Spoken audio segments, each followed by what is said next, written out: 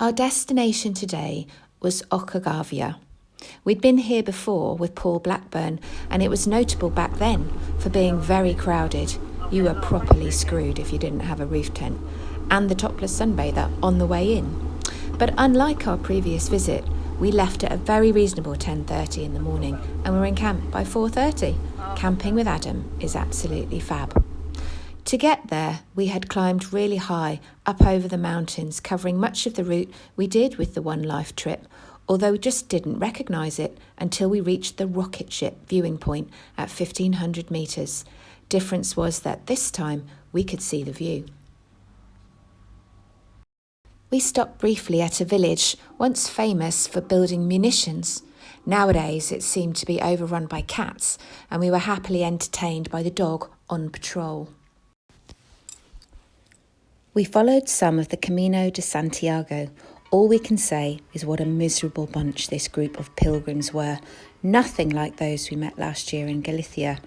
We were not sorry to leave them behind when we left the trail for lunch.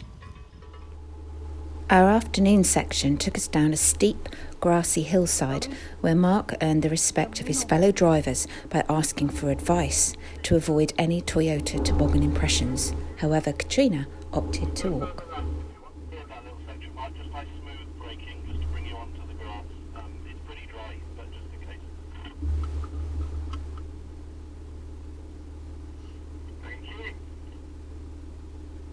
Our early arrival at camp afforded a walk into the village where we recalled the geraniums, a brief bread stop, Fiesta Giants, and a photo of Will and Mark on the bridge.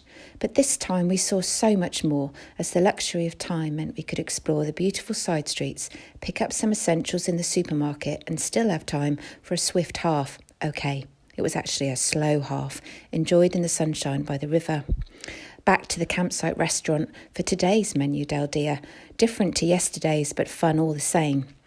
Mark opted for the chicken Caesar salad and Katrina the vegetable of the day. She vainly hoped this would be a repeat of yesterday's peppers, but sadly not. Best described as vegetable soup with all the vegetables still whole, a dish Mark described as strangely addictive. We all opted for the pork and apple sauce, which didn't actually taste like apple, for the main course, and dessert was cheesecake, divine, with creme caramel. Bed was then very much beckoning.